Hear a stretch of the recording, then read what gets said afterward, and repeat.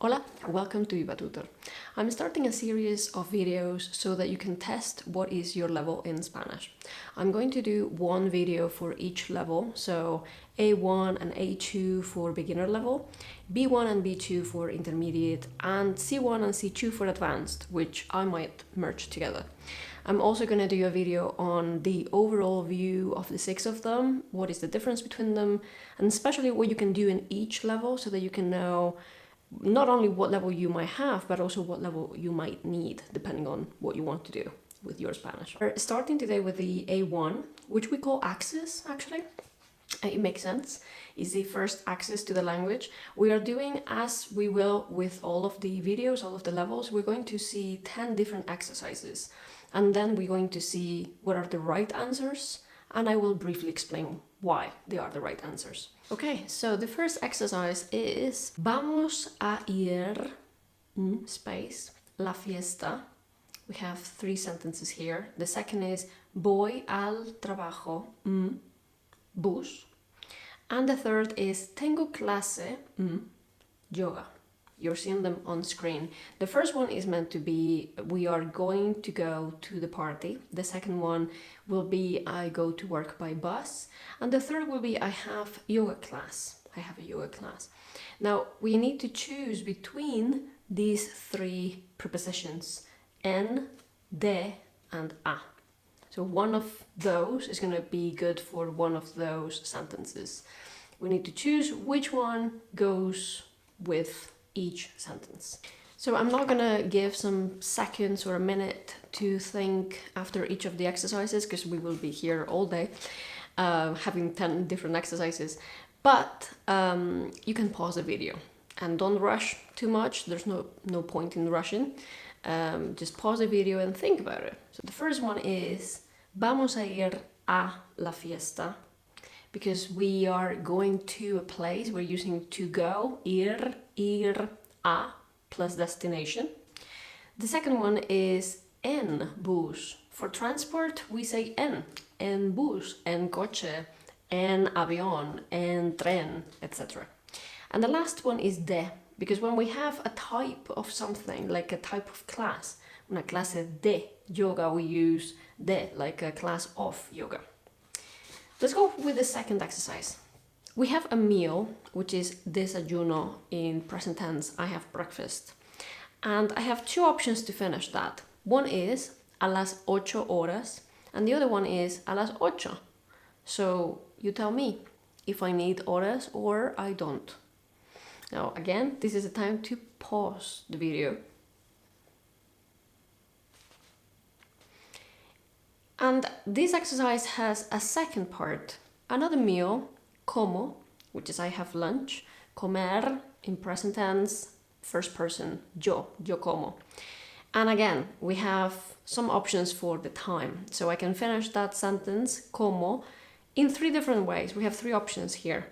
One is a la una, another one is a la una hora, and another one is a las una. So again, pause the video and think which one would be. Okay, I'm gonna give you the answers.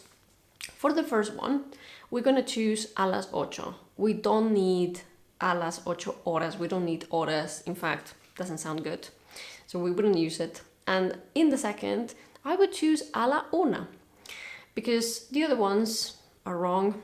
We don't need horas, as we said, and also it's not las hora, las una, because una is singular. So it's the only time when we don't say a las or son las. We say es la or a la, right? We use la instead of las because una is singular. Okay, let's go into the third one. Now, present tense is the main tense for this level. We might use the near future, like we had at the first in the first exercise, vamos a ir, we are going to go.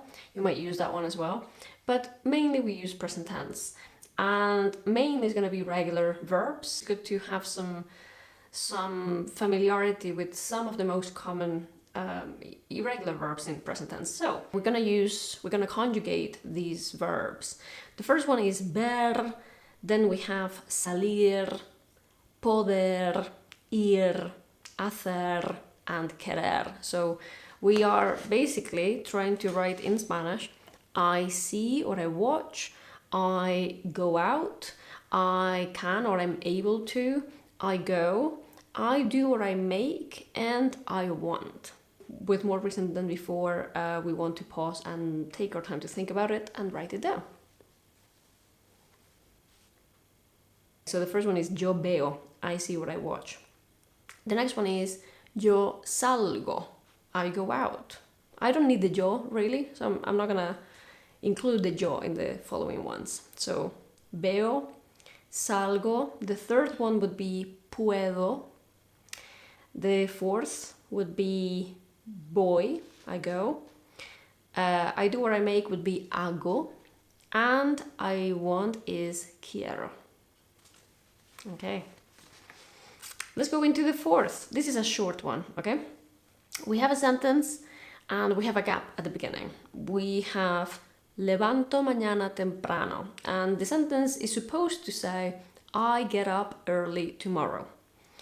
But I have something at the beginning that I need to fill. I need to fill that gap. I have the option actually to use nothing. Another option is yo. And another option is me. So which one is it going to be? Do I need something to begin with? And then if I do, is it going to be a yo or is it going to be a me?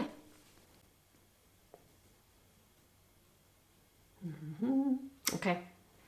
The answer is me levanto temprano mañana. This is a reflexive verb. I need to use the me because it's me. If it was you, it would be te. If it was him or her, he or her would be se, then nos and os and se. I can have a couple of videos on reflexive verbs actually. I can link them down below. I don't need the yo because I have levanto. Have a conjugated verb with that o at the end, so I don't need the yo. But I do need the me in this case because the verb to get up is levantarse. It's a reflexive verb, and if I don't use that pronoun, that reflexive pronoun, the verb actually means something different. Levantar without a pronoun means to lift something. So, for example, levanto pesas en el gimnasio. I lift weights at the gym. Different meaning, right? Let's go into the fifth, which is also a very quick one. We have a sentence that is meant to be I like sweets. And I have me, and then I have a gap, and then I have los dulces, sweets. I can choose between two options here. I can choose between gusta and gustan.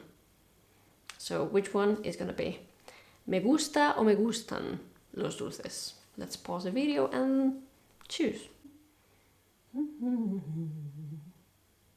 All right.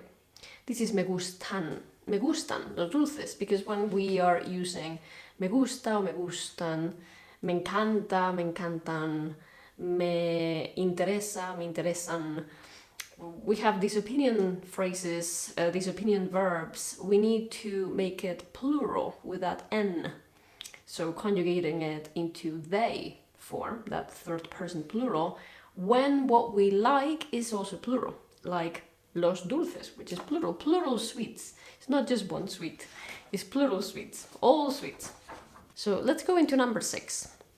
These are 3 sentences with a gap in each of them. The first is estoy cansada. Second is tengo plantas en casa. And the third is les is a question. And I have 3 words that are going to fit into these gaps. I have mucho, I got muchas, and muy. Is only one for each. So one of these 3, mucho, muchas, and muy, is the right one for one of those sentences, for one of those gaps. The meaning of these sentences would be I'm very tired. That's the first one. The second is I have many or a lot of plants at home. And the third one is do you read a lot? It's a question. So again, let's pause the video and think.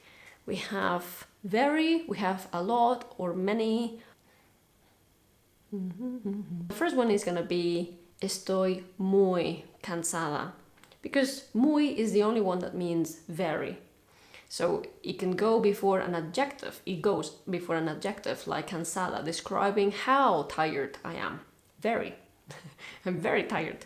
The second one is muchas plantas en casa. I'm gonna choose muchas because it's feminine and plural like plantas.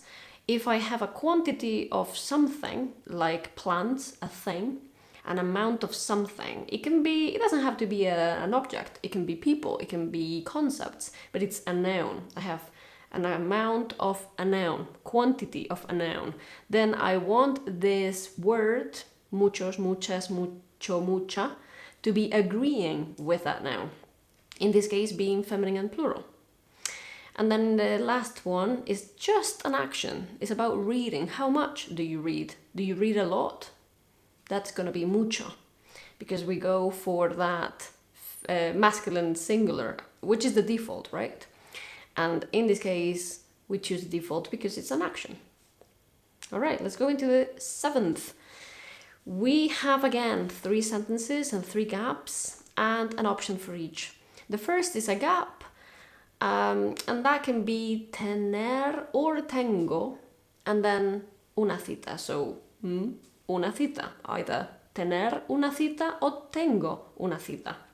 The second one is voy a, either salgo or salir. Voy a salgo or voy a salir. And the third one is cuando descanso o cuando descansar veo la tele. So this is an issue with present tense and infinitive, which sometimes we can mix up. And at this level, we are still figuring out, or we have just figured out, the difference between the present tense and conjugated verbs in general and an infinitive, or other forms that are not conjugated, like gerund or later on participle. So let's pause and think. Let's go. The first one is tengo una cita. Another irregular one. Tengo una cita. I have an appointment or a date, which might be more fun. But cita means both appointment and date. Voy a salir. I'm gonna choose the infinitive in this one because it's the intermediate future or the near future. It's a construction where I say I go to do, and then that becomes somehow I'm going to do. So I'm not gonna say I go out, I'm saying I'm going to go out. To do, that's infinitive, which in English we have the to go, to eat, to study. In Spanish we have ar, ir at the end. All of this is typical theory of this level. And then the third one is descanso. Cuando descanso veo la tele. The second part of the sentence actually is giving it away in a way. Because when I do this thing, I also do this thing. When I rest, I watch TV. Both of those parts are in present tense and they happen at the same time. And I have no structure here that needs an infinitive. If I have when, that's going to be present tense.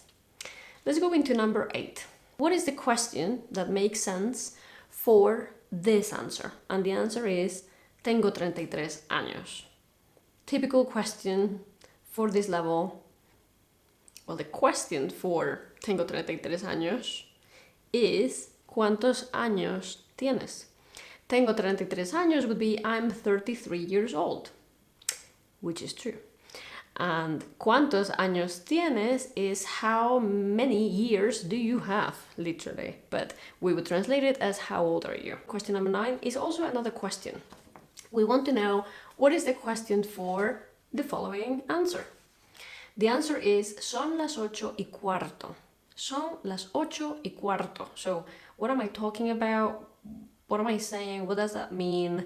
And what will be the question for it? ¿Qué hora es? That's the question for what's the time? What is the time? Now, literally would be what hour is it? But we would translate it as what's the time now? What's the time? Beginner doesn't mean easy, because you have to learn a lot of stuff that doesn't quite translate literally for the first time. Okay, we get to number 10. In this case, we have 3 sentences with a gap in each, and we're gonna have to fill that gap with some options. The first is mi casa, gap, dos plantas. This is on the topic of the house, which is a common one for this level.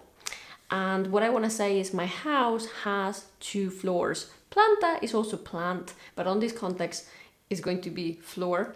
My house has 2 floors. The second one, en la primera planta, una cocina, un salón y un baño. And that's going to mean on the first floor there is a kitchen, a living room, and a bathroom. And the third one is el baño enfrente de la puerta. The bathroom is in front of the door. So the options that we have, only one is correct for each of the gaps. The options that we have are está, tiene, and I. So, very important verbs. We have this I here, important. Let's pause the video and think. Okay. The first one is mi casa tiene 2 plantas. My house has 2 plants. No, 2 floors. My house has 2 floors. So my house has, it has. Tiene is he, she, or it has. In the second one, it's gonna be I. Yes, I is a very important verb. It means there is or there are. There's a kitchen, a living room, and a bathroom. So it means that they exist there. That's basically what it means. And I would work even if the things were plural. So if there's 2 kitchens, it will still be I. Hay 2 cocinas. Or hay una cocina. It doesn't matter. And the third one is el baño está enfrente de la puerta.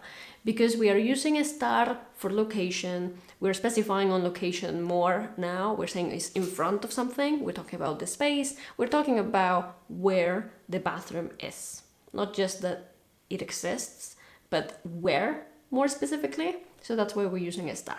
This was everything. I hope that was useful to see where you're at and the explanations on the answers as well. See these tests as a way to know what to focus on. Maybe you did more or less on it, so you know you're working on this level and you know what to focus on.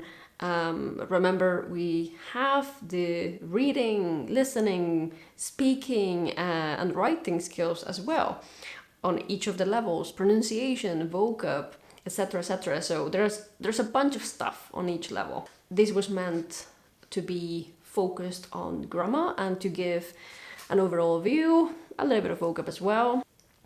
If you did alright on this one, then you might want to take the next one, the A2 level, which I would put down below. It's good to know where we're at. It makes us a bit more independent, and it makes us have more agency and feel more in control of our journey, right? So I hope this was useful. Subscribe and like if you liked it. Subscribe if you want to see other videos from me on this and explanations, advice, etc. And I will see you soon. Hasta luego. Ciao.